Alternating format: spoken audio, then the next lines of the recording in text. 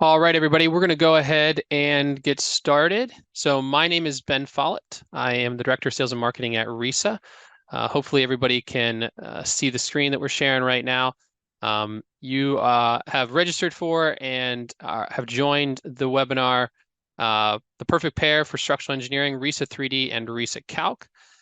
So we are really here to talk about kind of a workflow or some of the options of things that exist or can't exist in kind of the relationship between RISA-3D and RISACalc. And so we'll talk about both those products and kind of walk through kind of a project example. In the meantime, just really quickly, we've got some Zoom webinar settings here. So if you're new to Zoom or if you just haven't used it in a while because you're using Teams or something else, just real quick, audio options, you can switch to the phone call if you need to, or use the computer audio like I'm doing. Or if you have questions, use the Q&A. We'll try to answer some of those questions in the Q&A chat box. If there's a lot of questions and some we don't get to, we may try to send something out after the webinar, or we can reach out to you with an answer after the webinar as well. All right, so without further ado, enough on the slides. Let's go ahead and jump into kind of what we're going to be talking about looking at today. So while many of you may not be RISA-3D users, many of you probably are RISA-3D users. Most people that are using RISA-3D occasionally get kind of, I don't want to say stuck, but have the opportunity to say, hey, there's certain things that RISA-3D doesn't do. It does a lot, right? It does more than any other software that we have. It does more than just about, I would say, argue any other general FEA tool on the market. And so, but there are some things, foundations, maybe joists, some other component design pieces that maybe RISA-3D doesn't handle. Obviously, we have other softwares to do some of those things, RISA Foundation, RISA Floor, RISA Connection, et cetera.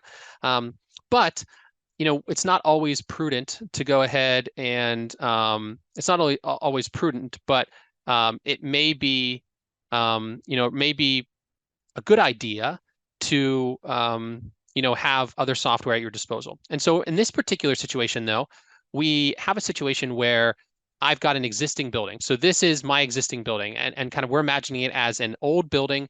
I've got kind of CMU walls here. I'm calling this an existing restaurant, basically.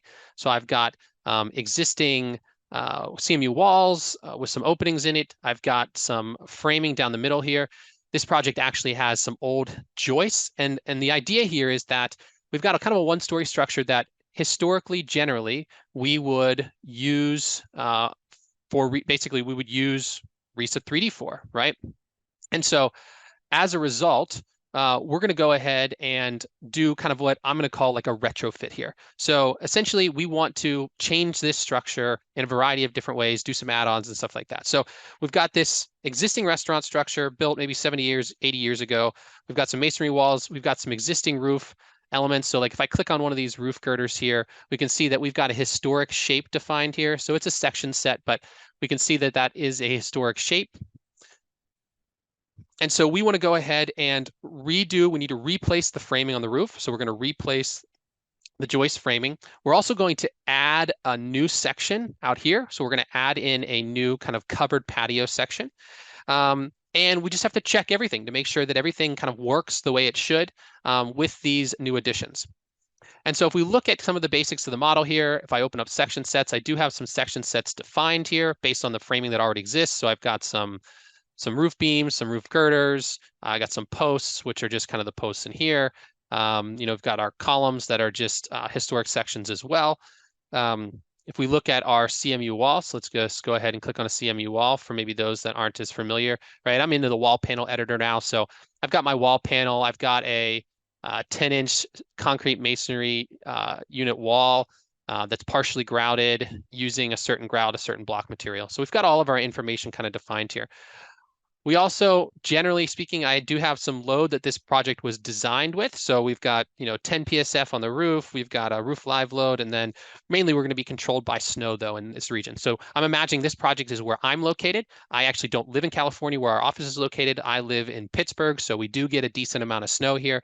And so we'll go ahead and use some of the Pittsburgh information when we're going to head to design this building.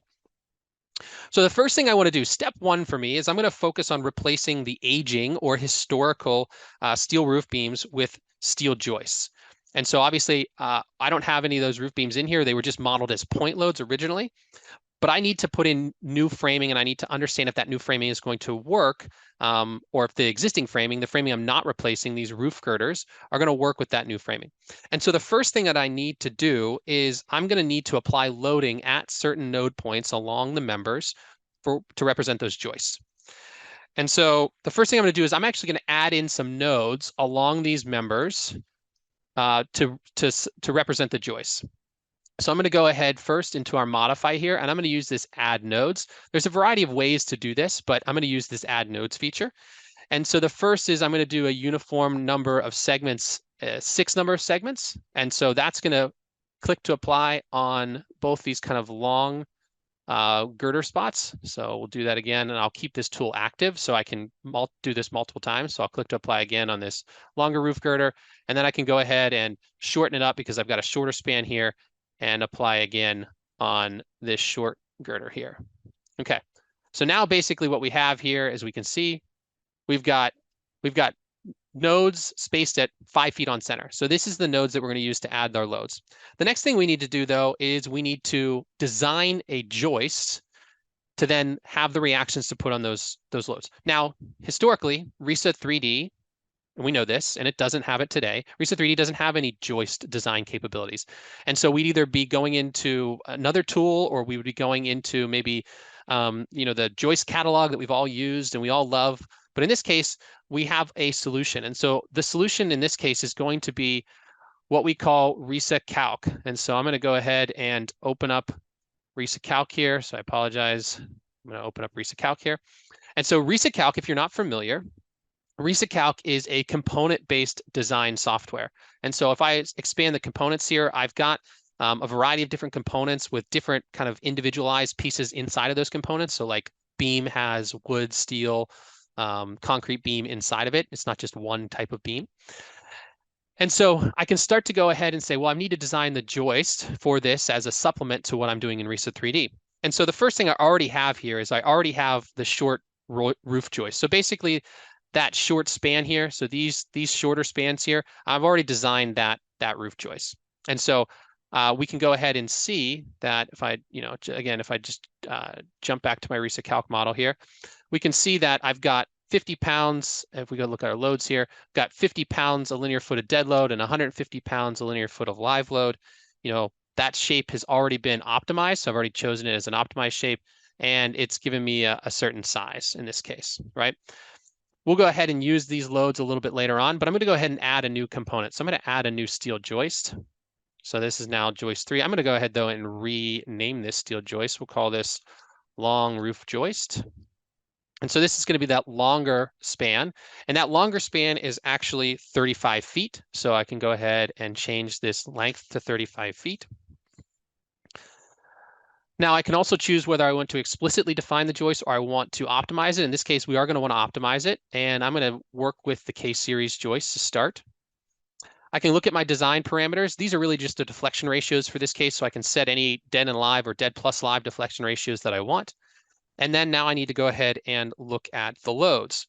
And so when I look at the loads here, I'm going to go ahead and add in, because the spacing is the same, right? We're going to go ahead and add in that same loading. So if I go to distributed load, vertical in the dead, I'm going to add 50 pounds a linear foot. If I wanted to, I could go ahead and say, maybe I had this non-uniform loading. I could go ahead and put it starting at a certain point, ending at a certain point, right? In feet or in percentage. So I've added that load. I can go ahead and copy that load really quickly here. And I'm going to change it from a dead load to a live load and change the magnitude of that load to 150 pounds a linear foot. So very similar to what we had done before. You can see that the load combinations, both for strength and serviceability, are being created for us automatically. And so now I can go ahead and just do a really quick solve for this, and I can expand our output here. So when I do this, we get designed as a 22K5. So that 22K5 now is our joist that it's optimized in that case. We can see the distributed loads that we've got applied. It's calculating equivalent distributed loads here. And then we can see some of our diagrams. And then ultimately we get down here to our support reaction. So I've got a negative 1.01 kip and negative 2.625 kip dead and live load reactions. And then if I expand the code check here, we can see our code check. So we can see our unity check for load capacity, basically, again, comparing it to the table, and then ultimately for deflection as well. So essentially now I've designed, okay, in the replacement for these joists in this long span is going to be a 22K5. In the short span, we had a 16K3. So those are the joists that we were going to go ahead and look at. Now, before we go back into RISA-3D with some of the information that we just got here, so some of the reaction information, I do want to look really quickly at, I have a simple example joist that may be relevant for some other situations that we may have. And so if I go ahead and look at this, this is an existing joist. So similar to what we're doing here, you may not want to replace the joist on the roof. Maybe you want to add an existing joist, right? And so I've got an explicit joist defined. It's 22 feet in length. It's a certain size and shape. And on the loads here, I have some distributed loads, but maybe I want to add in, or I'm adding in a point load because we've got a mechanical unit going at the roof, right? And so if I go ahead to add a point load here, I'm going to say I want a dead load with a magnitude of 1.5 kips. And that's positive in this case is downward. And then I can choose the location. So let's say I want to put it at 7.5 feet. That's where I think that load is going to be applied. So then if I go ahead and solve my model or solve my joist real quick, again, I'm checking an explicit joist. And so in this case, we can see that based on what I have there, I'm failing about 12% overstressed based on my load capacity. And so I'm failing in bending. Okay, so maybe knowing that we're failing in bending, this load is closer to the midspan where bending would be the maximum. I could go ahead and either reduce the capacity, which I'm not going to do, or I could go ahead and change the location of this particular element. So I'm going to go ahead and just shift this. Let's make this, maybe it's got to be a little bit closer to the side here. So we'll make it 6 feet.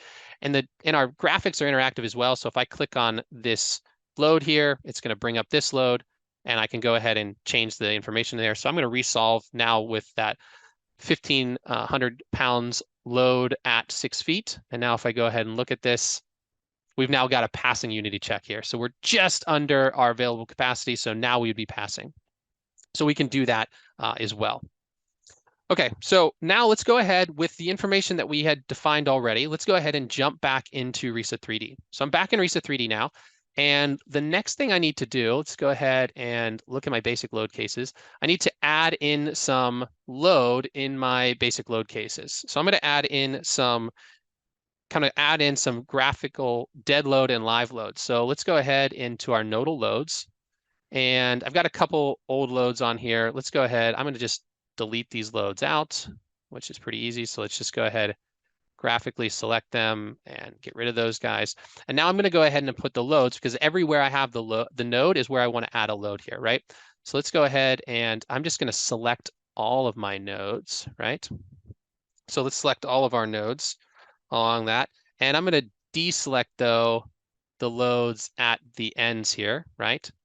And let's go ahead and apply then let's apply this magnitude. So this is going to be in the dead load, we're going to have a, so in the dead load, if we go back to what we had before, we're going to have a, for the short zone here, we got to do the short zone first here. Okay, so let's just say we're going to do a negative 1.01 kips in dead direction Y, and we can go ahead and apply to selected. So we've got all those now, right? And then if we want to go ahead and change this now to our snow, again, we can go ahead. I've got these kind of existing loads in here. We can change these. We can go ahead and change our load here again and put that new magnitude in. So negative 5.25. And we could go ahead and, select these again if we wanted to. Oops, we don't want to get the bottom joist there, or the bottom of the element there. So let's do this. Or we could just go ahead. Let's just do it this way and click to apply. So I could just go ahead and grab these nodes to apply them really quickly here. So, okay, so we're just applying them along our nodes here. Now, since our loads are not the same, right? We've got this shorter span and this longer span. We might need to make a change to what we're doing on the short span as opposed to the long span. So we've got our loads applied here, and so now we can go ahead and select the long one. So the long span, this is actually correct. So 5.25 is correct. We also have the 1.01, but actually we need to select these loads. So I'm going to select these nodes, and I can go ahead and manipulate them. So if I change them all nodal loads, I could make the group change, because actually we need to double this, right? So we need to double this to 2.02. And if we want to make other changes, we can go ahead and use our math on block changes, right? So if I go ahead and say, well, let's look at our nodal loads here. Let's go ahead and look at these nodal loads. I could do a sort. So let's sort high to low, right? So there's all of those loads there.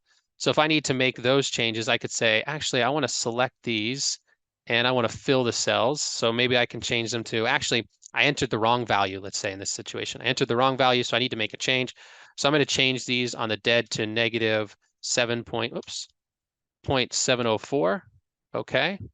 And then that was the value from the short span, but I actually need to double that. So again, I could either go ahead and select them and make all the changes, or in this case, I'm going to go ahead and use a little math. So math on block. And I'm going to switch this to multiply and just say, I want the multiplier to be 2. So I'm going to apply that. And basically, I'm just automatically changing and applying all of these things, right, for this dead and this live load. So now I've got the dead load well done. I can go ahead and switch this to the snow load as well. Look back at my, took my nodal loads back. So let's go back to my nodal loads here. So live load, I don't want everything on my live load here, again, to be 5.25. That is for my my long roof joists. And so we want just our, and we can go ahead, if we look at this, we can turn on our node labels here. So really, we can go ahead and select these joists, or these nodes here. And we can go ahead and, again, using our property select here for our nodal loads, go ahead and switch these to something different. So in this particular case on the short load, this is going to be that 1.875, right, times 2. So this is a negative 3.75, right? So now we've got our loads applied here. So there's a variety of different ways to make these changes, right? So it's not just one way here, right? We can do different things, but we can apply these. Okay. The next thing we want to do, so we've got our loads on here. Before I go ahead and check these or run any analysis, I am going to go ahead and do the kind of the second part of this renovation of this particular project, which is we're going to add in a kind of covered patio area, let's say out here on the kind of the right side of the building. And so I've got some grid lines added here. So I've got grid line A5 and B5. So I just could go into the project grids and add in those grid lines as needed. And so those are going to be my grid lines I'm going to add. And so the first thing I need to do in order to draw this is I'm going to go ahead and add in my columns. Now, the easiest way and my preferred way to do this is I'm going to go ahead into my drawing tools. I'm going to turn on the display grid here. And I'm going to go ahead and use this click to locate it out at the grid here. So I've got kind of this vertical grid that I can use to draw my columns. So next, when I go to my home, I'm just going to choose a member to draw. And I'm going to choose, obviously, that it's going to be a column. And we'll use a section set. And this is actually going to be some wood framing out here. So I have this wood column already defined. So I already defined, and we're going to obviously kind of getting ahead of myself here, but we're going to go ahead and talk about a truss. But I'm going to do a wood column here. And so I'm going to draw my first wood column here.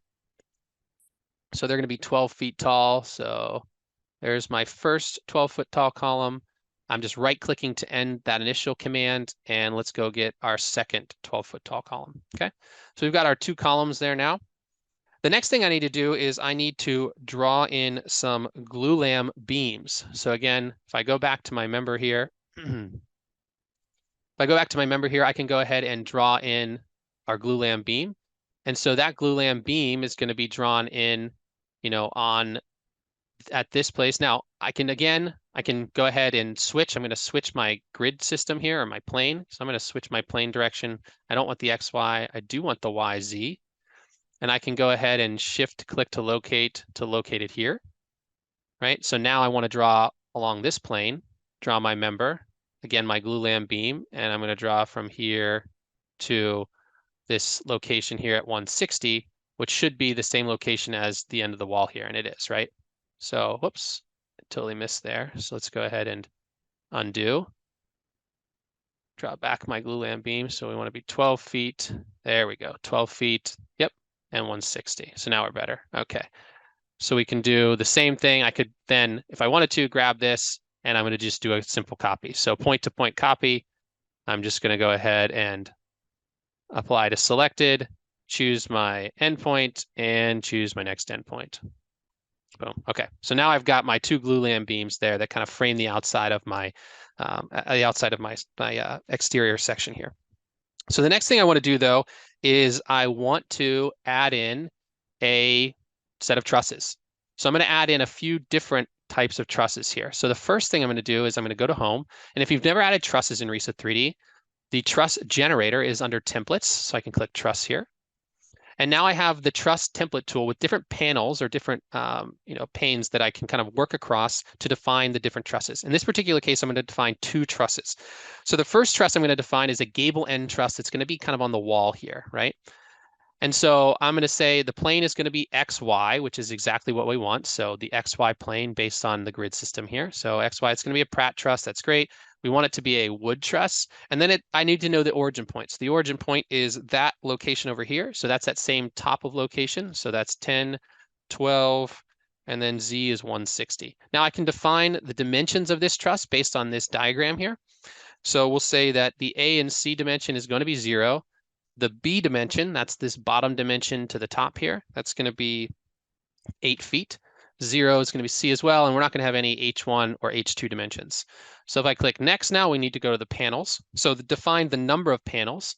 So I'm going to say I want 3 panels on each side, and they're each going to be 5 feet. So let's just do that. 3 at 5 feet each. Okay. Next again, truss dimensions, we'll make them centerline to centerline. We're going to pin the webs. That's great. Do we want to make any copies in this particular case? No. So let's move on. So we can choose our members now from section sets we've already created. So if we didn't create one, we could go ahead and create a new section set or view or the existing section sets. But in this case, I'm just going to go ahead and choose the ones I have already defined. So I've got my truss cord, and then my truss web members. I could also take a rotation here if I wanted to, but again, in this case, we're going to leave them as is. And then any unbraced length that we want to set. In this case, because we're kind of flush against the masonry wall, I'm going to leave these blank for right now. And then I'll go ahead and click OK. And so when I click OK, we should now get this truss that's generated for us. Now I am going to, because it's a gable end truss, I'm going to go ahead and delete these diagonal members. So just come in here and delete these diagonal members. Just want those vertical members, just that kind of, gable end truss just used to frame into the wall easier. Okay, so now I've got the gable end truss. I need to then do kind of the main trusses in the roof. So I'm going to switch to truss here again. And again, XY truss, Pratt is great. We do have other options here, so you can see what the picture does when we change it, so you can see the different options here, but we're going to continue on with our Pratt A truss. Now I've got a new origin in this case, so 10, 12, and 180. That's the end point out here, so we're 20 feet away from the wall. Again, the truss is going to be the same, kind of same dimensions here. So we've got this same information. We'll say, A is equal to 0, A is equal to 0, B is equal to 8, C is equal to 0. So same kind of, alignment here that we dealt with in the past. So we'll go ahead and click next. Panels, we're going to make the panels the same. So 3 panels at 5 feet each on each side.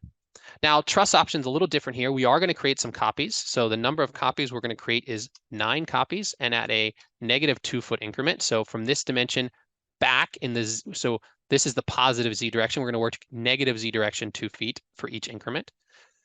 Truss cord, truss web. So that looks perfect. And then we are going to set, in this case, some of the in and out of plane bending kind of requirements for this. So for the bottom and top in plane bending, I'm going to set as segment. That just means basically that any location where a node, basically any segment of the member, that's going to be an unbraced length. So we're just not going to have one long member along the bottom and top cords. Basically, the webs are going to, or the members that are connecting intermittently are going to brace that in that bending. For the LB out at the bottom. Oops, LB out at the bottom here. We're going to go ahead and set that to 0. That's basically going to be like if we have continuous sheathing on the bottom, so like maybe like a ceiling, plywood or something like that. And then LC bottom, we'll set that as 0 as well. On the roof, we could do a variety of different things. Maybe if we had sheathing on the roof too, we could set that and whatnot. But we're going to connect this with different members, and we're going to kind of see how this works through. So we're just going to kind of leave it as is for right now. Okay, so now if I go ahead and click OK, we should now get a series of trusses that have been modeled, which is awesome. So yeah, we've got a series of trusses here.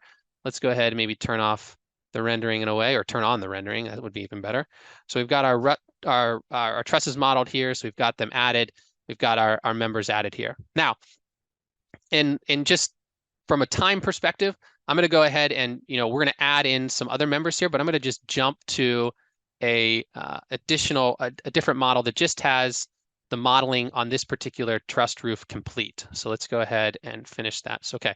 So now I'm back to the trussed roof here. So the only things that we've really changed here, this is just basically a product model or progress model. The only thing I've really changed here is I've added in some blocking. So I've got blocking here at the, let's turn off our rendering here. So I've got blocking here at the, oh, I don't like that view. Let's turn on this one. I've got blocking here at the top and the bottom chords. I've also got some mid-span blocking. So if we zoom in here, and maybe we need to turn on our rendering again. I've got some mid-span blocking in here, right, as well, because I know that these diagonals are maybe going to give me a problem from an unbraced length perspective. It's funny, I was actually, while I was building this model and kind of coming up with this webinar, I was actually in a kind of trussed barn, actually on the property of the church that I attend, and I was looking at it and looking at all the different blocking that it had all the way through the truss, right? And so I was just kind of amazed by the different blocking that was at different mid-spans and different panel points and stuff like that that existed in the truss. So I have that blocking. Now, one of the things I wanted to point out here, which is kind of interesting, is though while I have this blocking here, and if I go ahead and click on one of these members, and I look at my design properties here, I have my LE2 here is defined as segment. And so basically that says, hey, this is going to now, the unbraced length is going to be these two segments because it's broken by this kind of physical blocking, right? That's one way to go ahead and define or modify an unbraced length. Another way, which we can show off here with this kind of vertical member, right, is instead of using segment to kind of say, hey, find the broken segment defined by a physical member, is to do it more in an analytical way. So in this case, analytically or mathematically now, we're adding a dimension. So in this case, this is an 8-foot member. We can see this length, 8 feet. And we're going to go ahead and define, hey, we're going to have blocking at the center, right? The midspan again. But in this case, I don't want to actually model the blocking because I don't care to check the blocking. I know the blocking is going to work, pieces of 2x4 or whatever going to work. I just want to make sure that that tall member is braced in that particular position. So in that case, we've got this 4-foot length here defined. So again, we can kind of mix and match if we want to. We can do a variety of things if we want, but in that case, 2 different ways to kind of accomplish the exact same thing as far as unbraced length modifications. Now, in this case, I've got this new roof. One other thing that I've done in this kind of progress model. So again, let's go ahead and turn off the rendering here, is I do have some loads. So I just have very simply, I've got my loads here for dead and live that we've seen, exact same loads that we applied to the model previously. But I also have some 5 KSF of dead load on this particular roof. And I also have some snow load. So this snow load here, 25 here in Pittsburgh, we have a ground snow load of 25 PSF. Now this load, while it is vertical, we are applying a projected load. So I'm going to use this PY option as opposed to the Y option. So it's based on the projected area of that particular sloped member. So just remember to take that into account when you're doing that. Now, the last thing I need to do, usually for trusses, right, for a trussed roof, we need to apply some sort of wind, right? Now, the building itself, the main building itself, right, we're applying wind to the panels, these CMU panels. We've got a lot of CMU panels, so we're not really worried about the lateral load distribution of these particular, CMU walls. That kind of interior spacing is not changing. We're not really too concerned about what's going to go on in there, but we are concerned about what this addition is going to do. And so with panels, with trusses like this, generally speaking, we would need to have components and cladding loading. And again, not something that exists right now out of the box in RISA-3D. We have some main wind force resisting system stuff, but generally speaking, you would be applying that manually and calculating it manually. But again, this is where RISA-Calc can kind of come into play. So I'm going to switch back to RISA-Calc. Let's go ahead and close out of our joist here, and I'm going to add a new component, and we're going to choose wind load. And so when I choose wind load, I'm just going to go ahead and really quickly rename it. So let's call it CNC wind. And so I can choose main wind force resisting system, but in this particular case, that's not what I want to do. I actually want to choose components and cladding. So I'm going to choose the components and cladding, and then we can start to work our way through the options to define our components and cladding wind loading. And so I'm going to use, again, because we're working with where I live in Pittsburgh, we're going to use the wind load data just like we use the snow load data from this locale. So I'm going to set my risk category as category 2 here. My exposure category is B, and my wind speed at 110 miles per hour. If I go look at my building exposure now, my building exposure, I'm going to do it specifically for that addition part. That's where we want to calculate it for. So I'm going to say my building width B is 30 feet. My building length is 20 feet, and my mean roof height is 16 feet. I'm going to set this as a partially enclosed structure. We'll say our roof pitch is not flat or monoslope. It's actually a gable roof. And then if I look at my roof pitch, roughly we've got a roof pitch of 25 degrees. And so you can see the picture is updated now. This is now the picture that maybe you're very familiar with from the ASCE 7 code.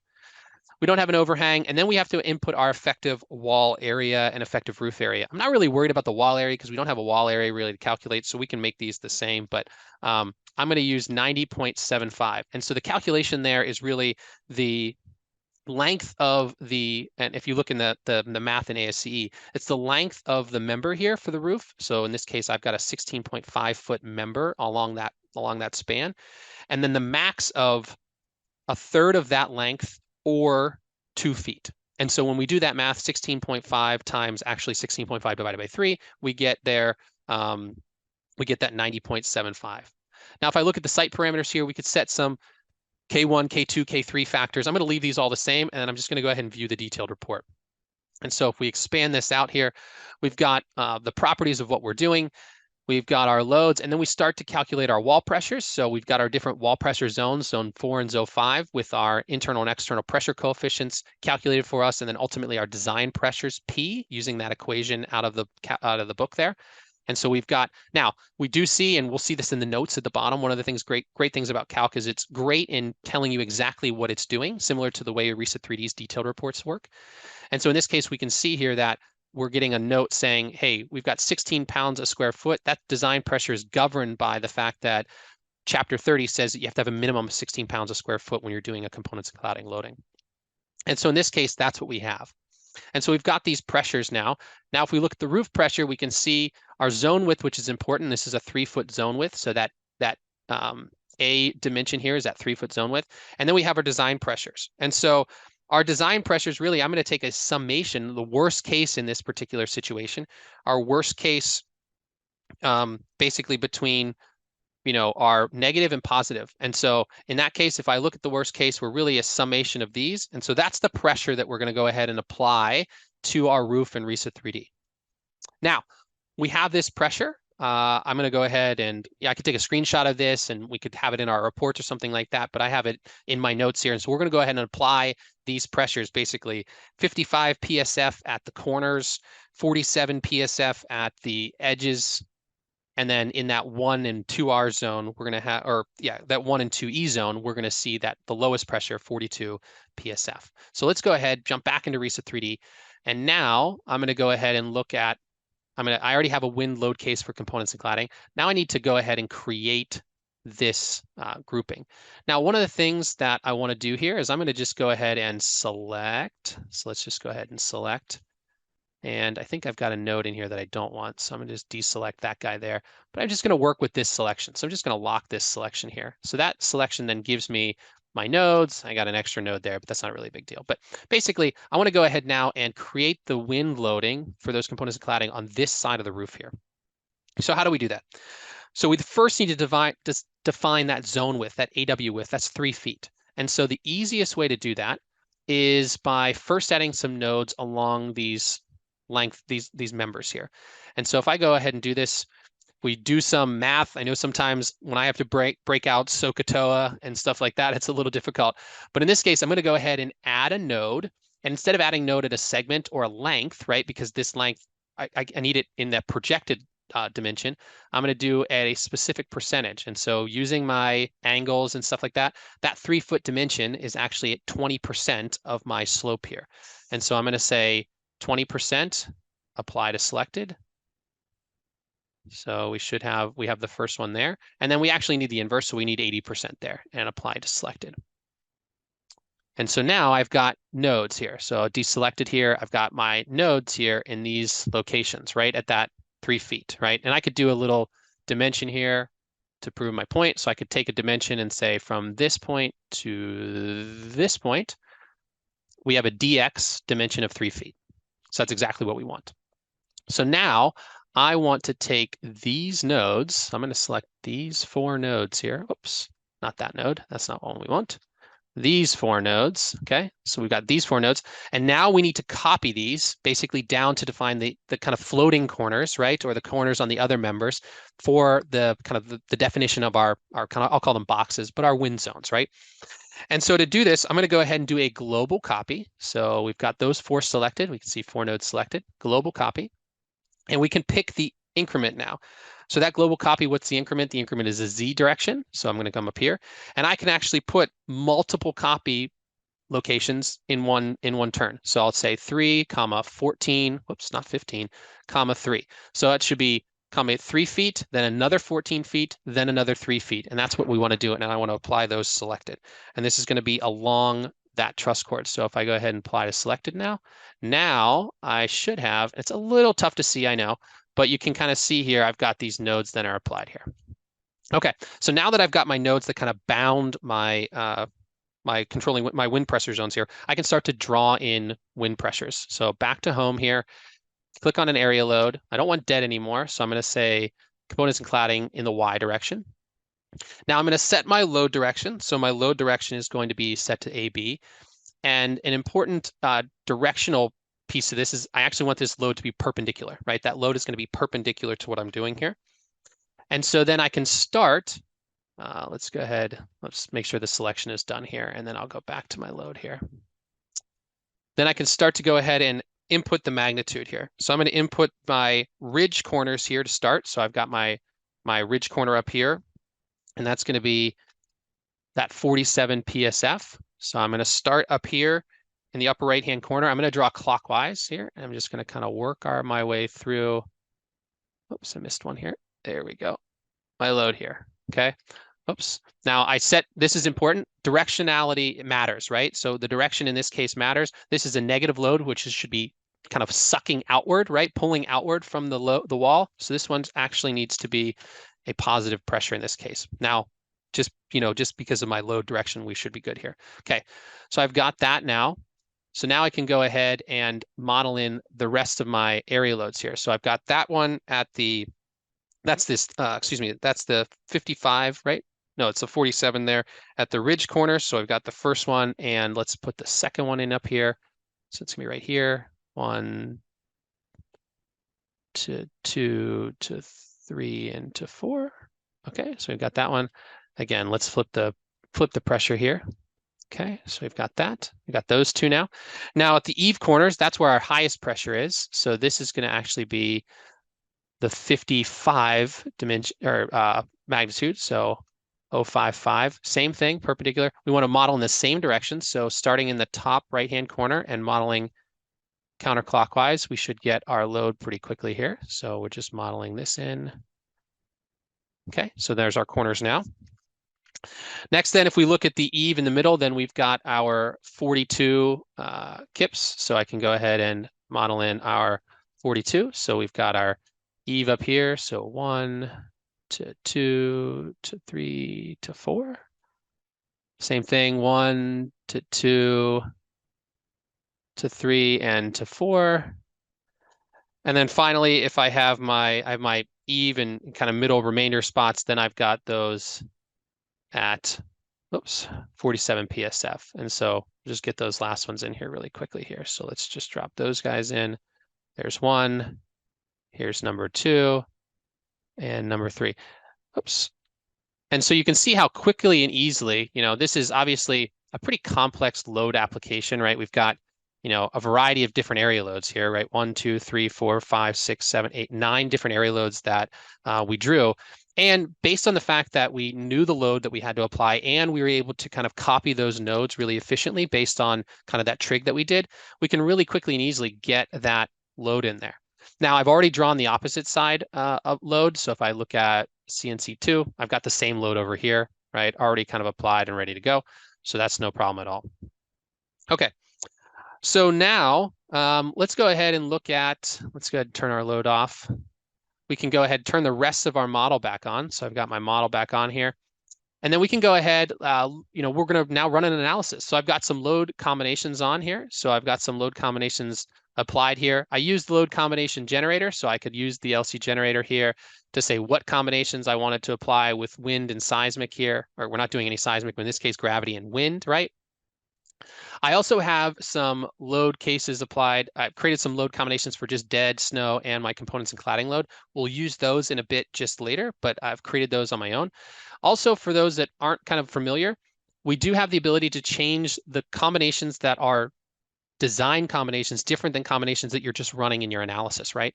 And so in this particular case, we're not going to do a design for any of these deflection combinations. Mainly I'm looking at the wood, but I'm not really worried about these. And I also don't want design for just dead snow and wind components and cladding. So I've turned off the design for those because they're not going to control, but I don't need them as part of my overall output. And so now if I go ahead and solve my batch and envelope, we should just kind of run through here really quickly. Now, I have multiple cores in my machine, so it's actually using those cores in my machine to do the analysis here. It's a tad bit slower because we're on Zoom, something that we just noticed because Zoom's taking up some core power in my machine. But basically, we're running through all the combinations, doing all the iterations that we're asking it to do, and then ultimately giving us results. And so now we have those results available here. We can see in the Explorer, we've got our results available.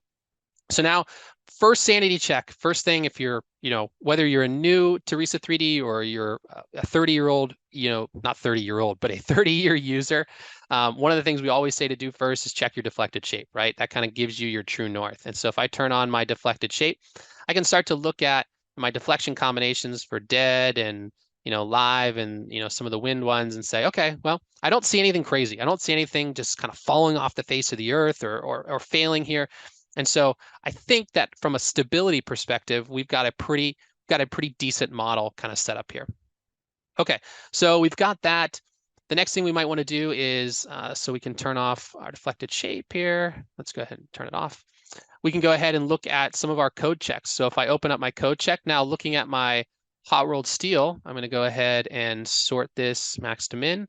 We've got our hot rolled steel members. So this is ultimately what we were doing, right? We have let's turn those loads back on really quickly here, right? So back into load combination is fine. But basically, we've got our loads applied, those dead and live loads that we wanted to apply from those joists, right? These are those loads that we got from the reactions from our RISACalc model, right? And those are applied. So we ultimately wanted to check these members, right? And so when we do that, if I look at our code check on our hot rolled steel shapes here, we can see that our code check is passing for these historic members. It's exactly what we wanted from them. If we wanted to go ahead and look at more detail, we could, or if we wanted to see this graphically, obviously, we could turn on the unity check and the, we got that already on there, and look at maybe the envelope unity check or something here. So, right, we can see, the unity checks for these particular members.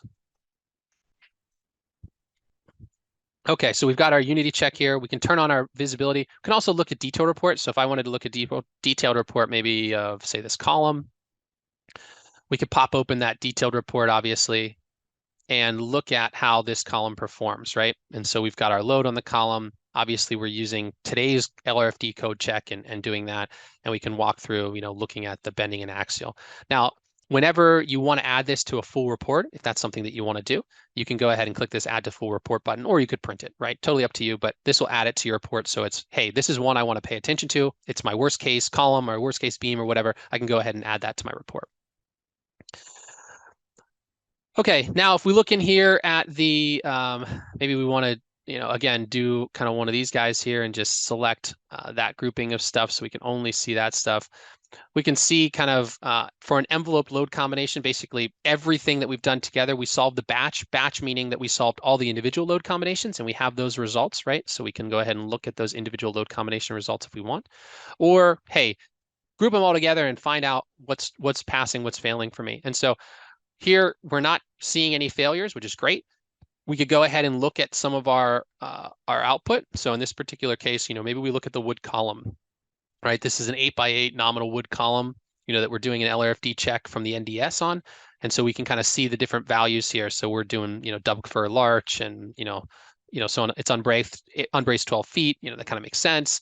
And then we can kind of see all the checks here, right? So we can go ahead and look at the combined bending and axial, tension analysis in this particular member, right? And again, the beauty of RISA-3D, and again, this is similar with RISA-Calc. We're not going to look at column design or beam design in RISA-Calc today, but the column and beam design, the output, the exact same as RISA-3D. We use the same engine, if you will, under the hood to do the analysis and design for those particular members, for beams and columns and other members. So you're going to see the exact same type of output in RISA-Calc.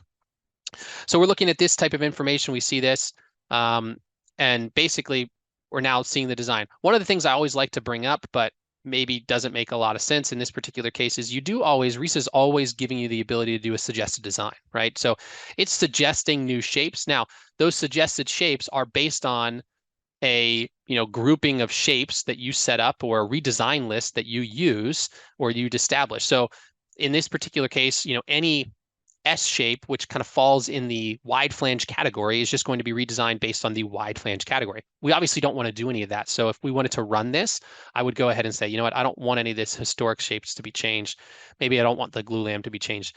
Also, when we use suggested shapes, because we can set up some different groupings, we could say, hey, I want my truss cord to come out from a certain type, and I don't want it to be 3x. I always want it to be 2x material or something like that. Or we could set our design criteria, right? Like if we close this out, if we look at our member design rules, we could set member design rules for our beams and girders or our wood members to say, well, my max depth is going to be 10 inches or 12 inches, but my max width should only be 2, right? Or nominal 1.5 or something like that. And so we could say, I want to leave those to be a 2x so that when it redesigns, it's not going to try to find a 4x4 member just because that's actually the most efficient by the area of the wood. So we've got those things to pay attention to when we're going through the analysis. Now, the last thing that I want to talk about here is, okay, we've got, we checked, if we turn everything back on here, we checked our steel. So our steel for our new joist is good. We checked our new joist. We did that design in RISA-Calc. That's good. Our historic shapes will work. We've now applied our new wood roof truss system kind of over here. We've got our components and cladding load on it that we got from RISA-Calc. We've got our snow and dead load on it too. We've got our columns designed here. The last thing we need to do is, hey, I'm just adding a few footings. Let's do some footing design, right? And so if I go ahead now and look at my reactions, so I'm going to go ahead and look at some Y reactions here. We can go ahead and look at reactions. Again, this is why I created our dead and live load or dead and snow and components and cladding combinations here only, so I can pull these reactions. So in this particular case, I'm looking at these two coordinates. These are N62 and N64 in this particular case. And we have a dead load. So I've got a dead load reaction of, basically a load applied on will be the footing of 2.3 kips. If I look at the snow load here, I've got 3.8 kips. Okay. And then if I look at the wind components of cladding, actually got an uplift. So if I scroll here a little bit, I think that uplift is actually, I think it's 6.1 or something like that, or 6.8. So we've got that applied. We also could look at, do we have anything in the X or Z direction? So I've got 0.5, 0.6 here in the X and Z direction, or the Z direction, excuse me.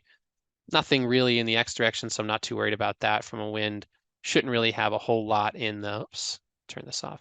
Shouldn't really have anything in the snow load or the dead load direction for those. So we're pretty good to go. Now I can basically take those, loads, right? So I've got those loads, jotted them down. Last time, we're going to jump back into RISA-Calc. So we can see how these two things can work together pretty well. And so now I'm back in RISA-Calc.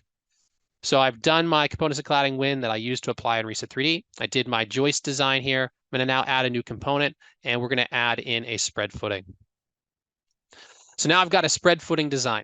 So again, Pretty straightforward, very similar to the spread footing design that exists in RISA Foundation, but a little bit more interactive because we're doing one at a time. And so I can go ahead and assign or define the spread footing that I want to design. So on the general properties, we'll just work across the tabs here. On the general properties here, I'm going to go ahead and say I want to optimize both the length, the width, and the thickness. I don't have any restrictions to worry about. Maybe if I was butting up against the end of a site or something like that, I'd say, hey, this, this explicitly has to be this. Or even if I wanted to choose to optimize, I could force it to square.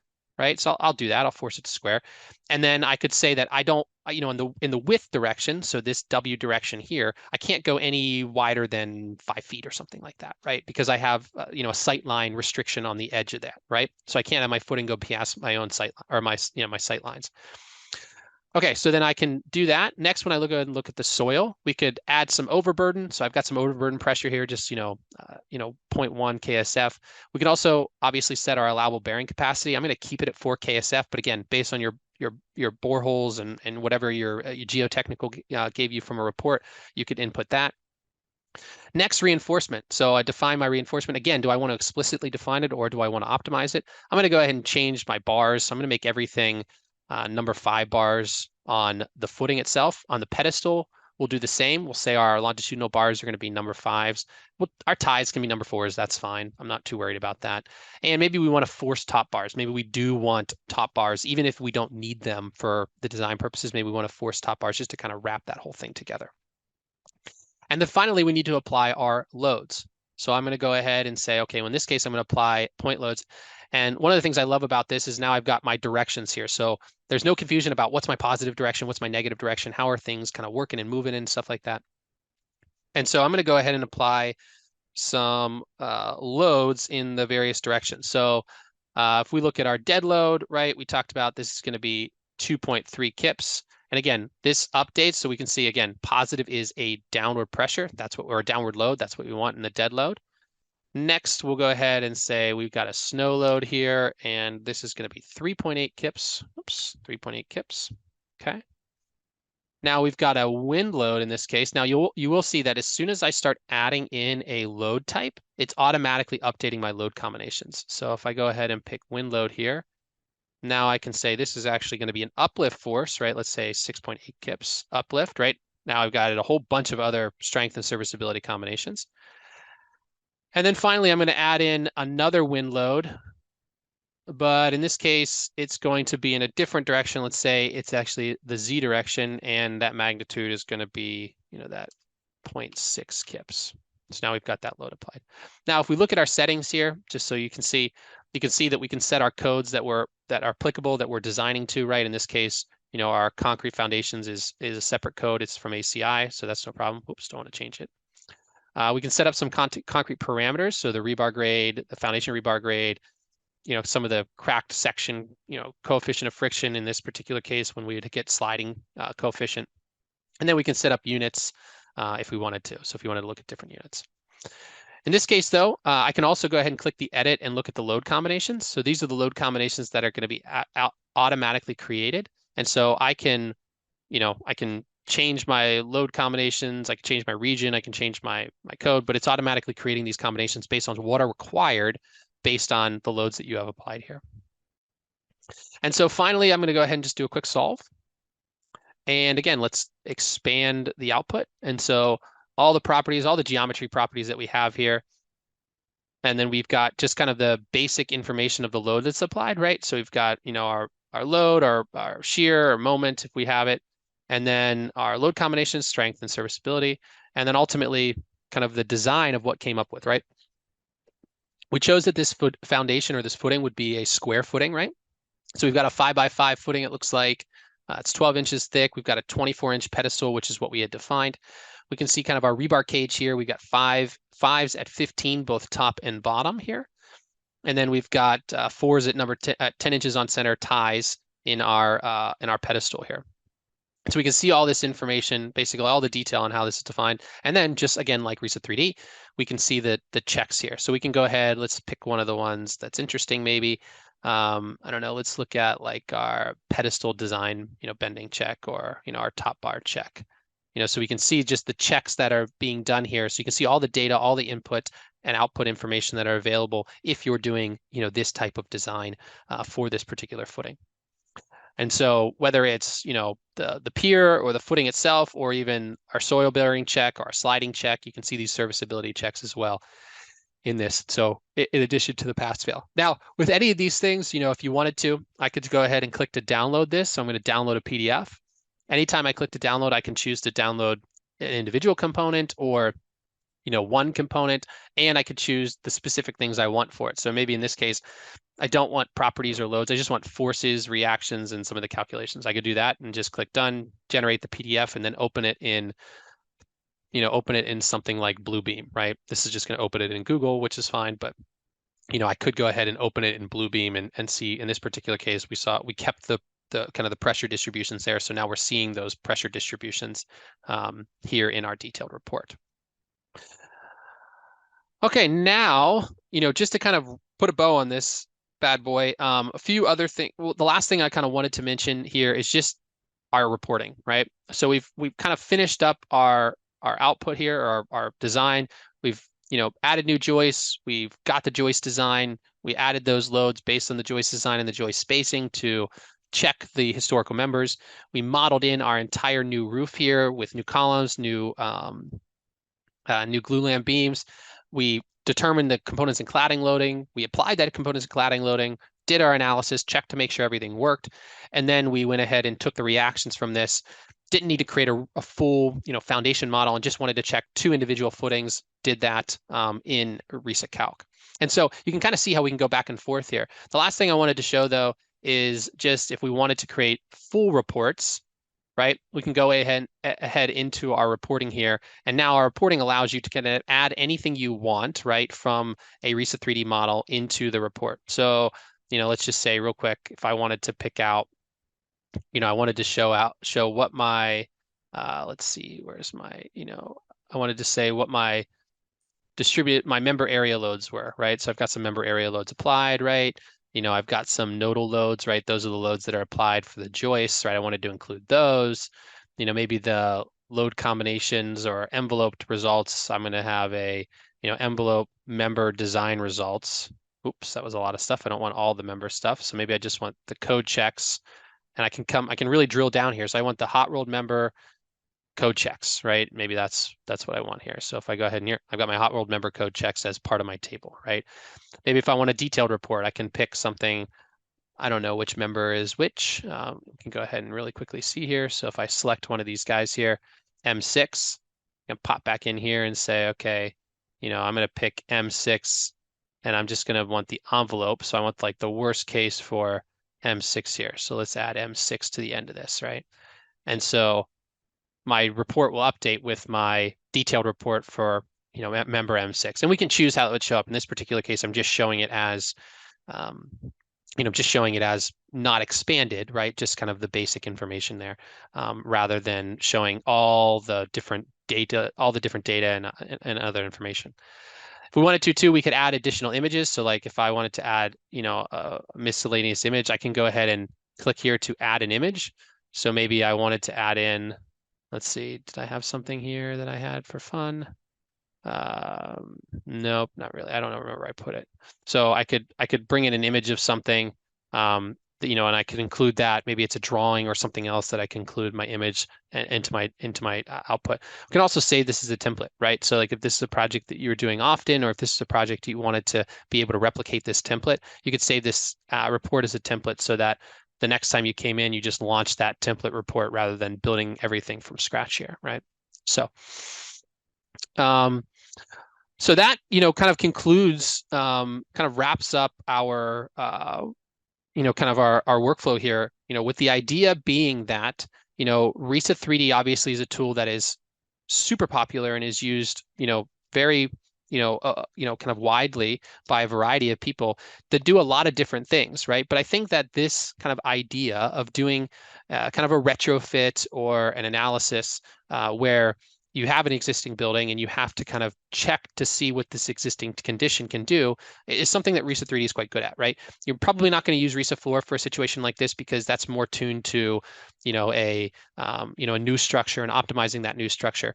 But for an existing building like this, where, before you didn't really have a way to integrate design with joists or even composite beams, right? RISACalc has composite beams or individual footings or components and cladding, wind loading or joists or whatever. You can do that and use RISACalc as the supplement for kind of some other building application things to what you already do and what you're already super comfortable with and probably super efficient with in RISA-3D. So with that, I thank you, so much for joining us today. A few kind of just housekeeping notes. We'll keep the chat open for a few more minutes. If you have some questions, you want to ask some questions, please feel free to do that. My colleague Alan has been answering those questions throughout the time today. The other thing is that we will, based on the attendees, we will kind of download the report of who attended and send out those PDH credits sometime in the next day or two, hopefully go out tomorrow. And then hopefully we'll follow up. We are recording the meeting. We will be putting the webinar on YouTube, so you can watch it back. If you have any questions or anything, you can go ahead and do that. And we'll also follow up just to kind of make sure that you have any questions. One of the things that we always do is, if something that you saw piqued your interest, whether it's, maybe you're not a RISA-3D user or you're not a RISACalc user, or, you've been thinking about, adding RISA-3D, or excuse me, you've been thinking about adding RISA Foundation to your RISA portfolio because RISA-3D and RISA Foundation work really well together. You can send results directly from RISA Foundation or from RISA-3D to RISA Foundation. We'd love you to take a trial, free 10-day trial. You can do anything you want in that trial for 10 days, or we could set up something we call a software tour. Basically, you'd get together with someone like an engineer like me or Alan or my colleague Nate, where you can just, ask your questions about a specific software and see if the workflow in that particular software and how it works with maybe the other RISA products you own is right for you. And so we'll reach out with some additional information in the coming days to kind of see if there's any interest in some of those things. Ultimately, we want to find the workflows that work right for you so that you can save time, save money, and do the best designs you can. So with that, like I said, we'll end the webinar here. We'll keep the question and answer kind of open for a few more minutes in case you have some last minute questions you want to ask. But thanks everybody for joining, and we hope you enjoyed the webinar, and we'll be communicating with you over the next couple of days with your PDH credits and the recording of the webinar, as well as just some additional information. So thanks very much, everybody. Hope you have a great day, and thanks again for joining us.